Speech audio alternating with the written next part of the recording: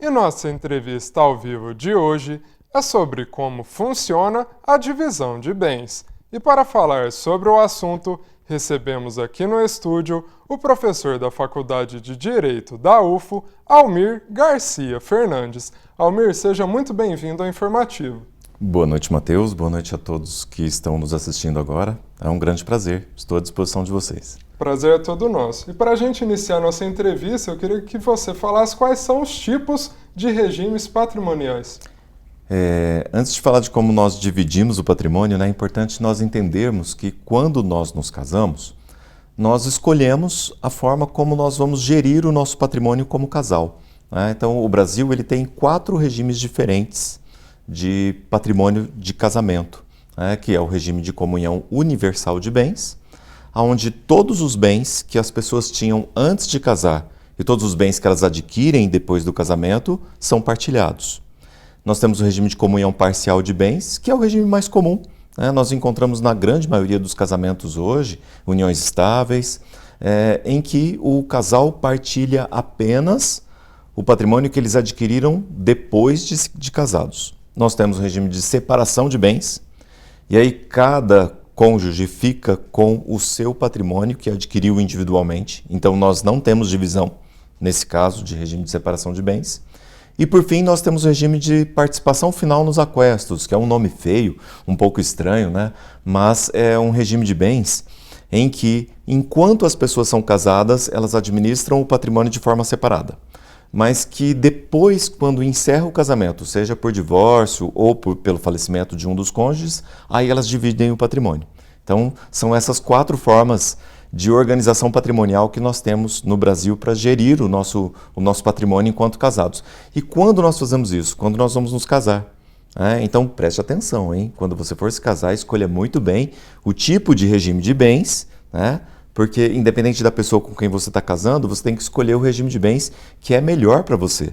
Seja partilhar tudo, partilhar apenas aqueles bens que forem adquirindo durante o casamento ou não partilhar nada.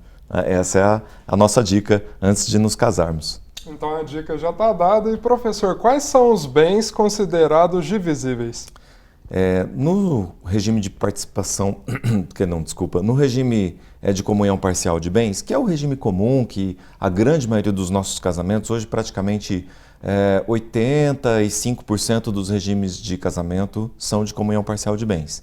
Então, nesse regime, são partilhados apenas os bens que foram adquiridos de forma onerosa, ou seja, que as pessoas compraram. E aí tanto faz se comprou com dinheiro de um ou se comprou com dinheiro de outro, isso é irrelevante. Tudo aquilo que foi adquirido de forma onerosa, que foi comprado, é dividido.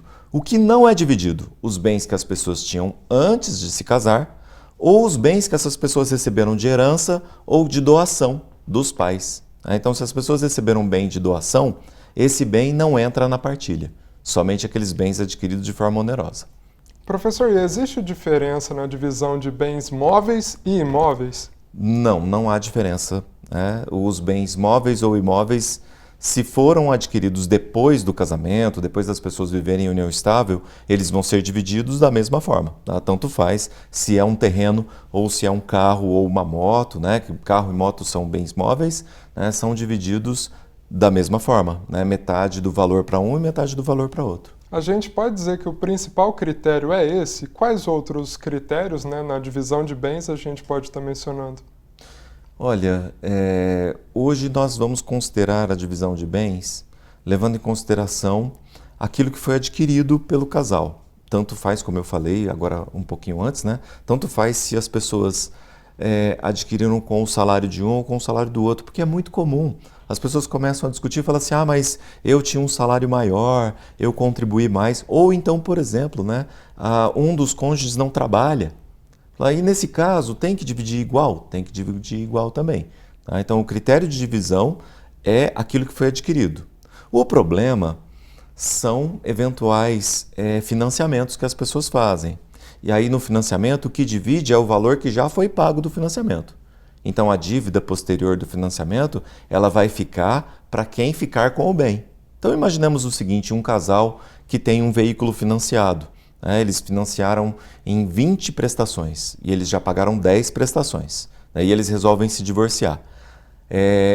Se eles já pagaram 10, aquele cônjuge que não vai ficar com o carro, né, recebe o valor de 5 prestações.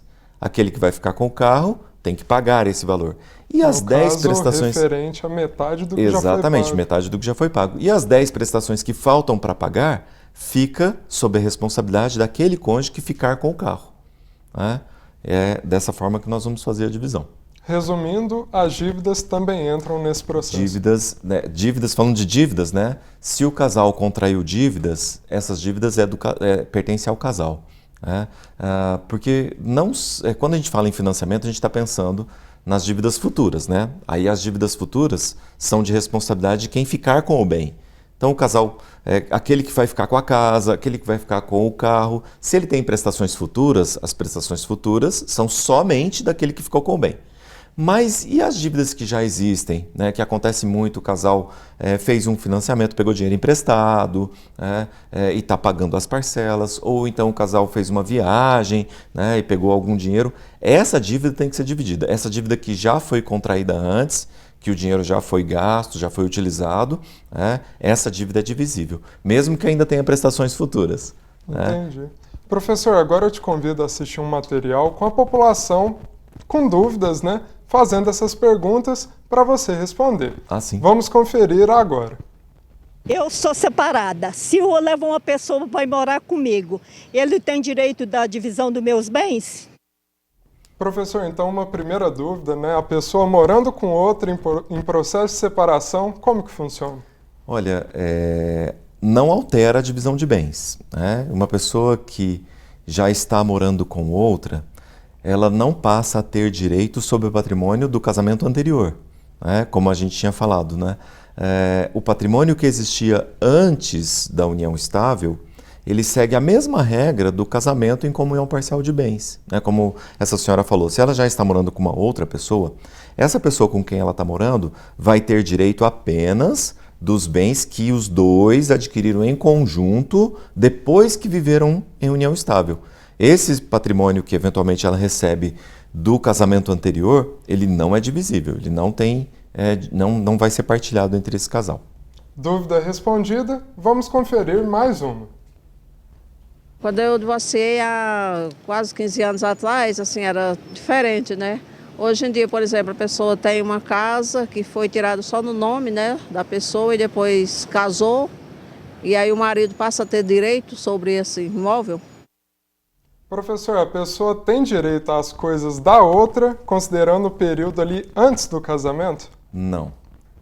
Como eu falei para vocês, a única situação em que há esses direitos é quando as pessoas se casam no regime de comunhão universal de bens.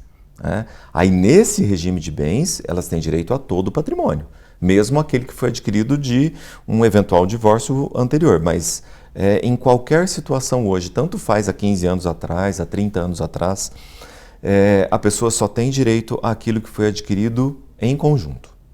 Vamos conferir então mais uma dúvida agora. Tem assim alguma mudança na lei dos direitos da viúva? E professor, quais os direitos de quem fica viúvo? Olha, isso já teve várias mudanças na nossa legislação. E nós estamos caminhando para uma nova mudança a partir do ano que vem. Mas, de uma forma muito simples, a viúva tem direito, sim, tá, à herança da pessoa falecida. Né? E aí tem uma exceção. Se a pessoa era casada no regime de comunhão universal de bens, a viúva recebe só a ameação. Lembrando que nesse regime de comunhão universal de bens, a pessoa já tem direito ao patrimônio todo. Né? Então, aí, nesse caso, ela não tem direito à herança, ela vai ter direito só à ameação dela, né? Que é a metade desse patrimônio.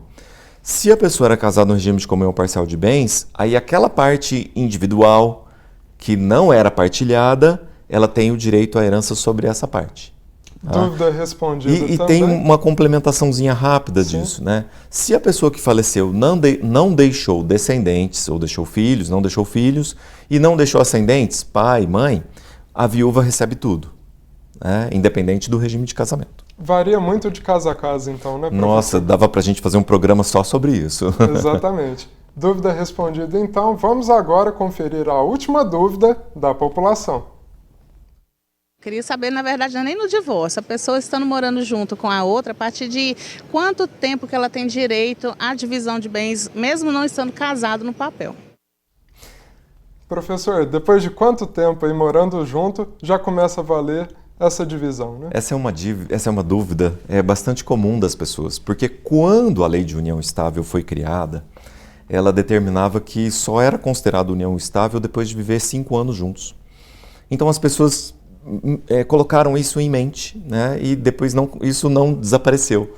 Hoje a nossa legislação não prevê prazo nenhum, tá? Mas então quando é que passa a ser união estável, quando é que passa a ter o direito de dividir patrimônio? A partir do momento em que essas pessoas vivem na condição de família, de forma pública, de forma notória, quando elas vivem juntas porque elas querem constituir uma família. Porque existe uma diferença, né, entre namoro e união estável. Né? Namoro, as pessoas estão se conhecendo, elas vivem em casas separadas, às vezes elas até se encontram, convivem durante o momento, mas elas têm as suas vidas totalmente separadas. Mas quando elas reúnem as suas vidas, quando elas passam a viver sobre o mesmo teto, de forma pública, quando elas querem que as pessoas reconheçam elas como um casal, a partir daí não há tempo, né? E há sim a possibilidade de divisão patrimonial. Professor, o que serve de comprovação nesses casos? Esse é um problema sério que nós encontramos aqui no nosso escritório de advocacia da Universidade Federal, porque muitas pessoas, principalmente pessoas mais humildes, vêm aqui nos procurando para auxiliar justamente nessa questão. Né? O que nós temos hoje é um documento muito simples que faz no cartório, que chama Declaração de União Estável. As pessoas podem ir até o cartório, né, declarar que estão vivendo em união estável com uma outra pessoa. Mas e se isso não foi feito? Se isso não foi feito, aí eu preciso de uma prova judicial, eu posso entrar com um processo de reconhecimento de união estável. Existe uma pequena exceção, né, que funciona muito em casos de processo de inventário, que é quando a pessoa vai junto com os filhos comuns do casal, né, então às vezes aquele casal que vivia em união estável teve filhos em comum, né, esses filhos já são maior de idade, aí eles podem ir até o cartório fazer uma declaração de que aquela pessoa vivia em união estável. Tá? Mas essa é uma situação de exceção, que vale apenas para divórcio. Né? Então, o que eu acho que as pessoas deveriam fazer? Né? Uma sugestão, porque isso é muito barato, muito simples, você não precisa de advogado para isso. É procurar o cartório de notas e fazer a declaração de união estável, declaração de convivência. Isso é muito importante para garantir direitos. Tá? Nós não podemos abrir mão dos nossos direitos familiares. Né? Isso é muito importante não só para a questão de divisão patrimonial, mas também para o INSS. Né? Se eventualmente uma pessoa vier a falecer, né, o cônjuge tem condições de receber uma pensão. Também no caso de, às vezes, o cônjuge fica incapaz. Nós temos uma situação muito interessante aqui no nosso escritório da UFO, em que o senhor ficou incapaz. Ele adquiriu uma doença de Alzheimer e hoje ele não consegue gerir a própria vida. A companheira dele não tem nenhum documento que comprove que ela realmente cuida dele, que ela vive com ele, que ela viveu uma vida com ele. E isso dificulta um pouco o processo agora de curatela, porque ela poderia gerir toda a conta que ele recebe, a aposentadoria, né? Só que ela não consegue fazer isso. Ela não consegue ter acesso às contas bancárias, ela não consegue ter acesso à gestão da vida dele, que precisa, né, por uma questão de saúde, porque ela não tem esse documento declarando a união estável. Nós já estamos entrando com o processo, tudo, mas isso demanda tempo, não é rápido, e às vezes uma pessoa que está numa situação de precária de saúde, ela precisa de um atendimento mais rápido. Então, fazer uma declaração de convivência, de união estável, não é caro e é muito fácil, é só ir no cartório. Professor, e como funciona a avaliação desses bens, né? Como que é feito esse levantamento para dar entrada nesse processo? A avaliação de bens é feita de acordo com o valor venal do bem. Tá? Então, no caso de veículos, nós temos a tabela FIPE, né? No caso de imóveis, aí, infelizmente, nós precisamos de uma avaliação de um corretor, porque nós sabemos que aquela avaliação do IPTU, né, da prefeitura, em regra, ela segue um valor um pouco mais baixo do que o valor de mercado. Então, essa divisão, se fosse levar em consideração o valor de IPTU, valor venal do imóvel da declaração da prefeitura, isso geraria um prejuízo patrimonial para o cônjuge que vai ficar sem o imóvel. Então, nós pedimos para que nos processos de separação e divórcio, quando envolvem bem imóveis, aí precisa de uma avaliação de um corretor de imóveis. Professor, a gente já está chegando ao final da nossa entrevista e eu gostaria de finalizar perguntando a respeito dos prazos. No caso de morte, separação, divórcio, quais são os prazos, para dar entrada nesse processo? Tem um prazo limite ou não? Olha, no caso de divórcio não há prazo específico, porque a nossa legislação hoje ela permite que, mesmo que uma pessoa ainda está no estado civil de casada, se ela começar a viver com outra pessoa, esse novo relacionamento já é reconhecido como união estável. Tá? Mas no caso de morte, o ideal é que a pessoa dê início ao processo de inventário no prazo de 60 dias, porque senão ela pode ser obrigada a pagar uma multa por ultrapassar esse período. E para a partilha dos bens não há um prazo, só que o grande problema é quanto mais tempo passa, pior fica a condição dos bens, Nos bens, no caso de veículos, eles se desvalorizam muito rápido. No caso de um imóvel, ele precisa de manutenção, tem que pagar IPTU, tem contas de água, contas de luz. Então, tudo isso acaba sendo um ônus muito grande para o casal. Então, nós sempre sugerimos para que as pessoas regularizem a sua vida quanto mais rápido, melhor. Porque aí elas têm a liberdade de poder viver da forma como querem, com quem bem entenderem, procurando a felicidade que, se naquele casamento não deu certo, talvez, num outro relacionamento, seja um pouco mais feliz.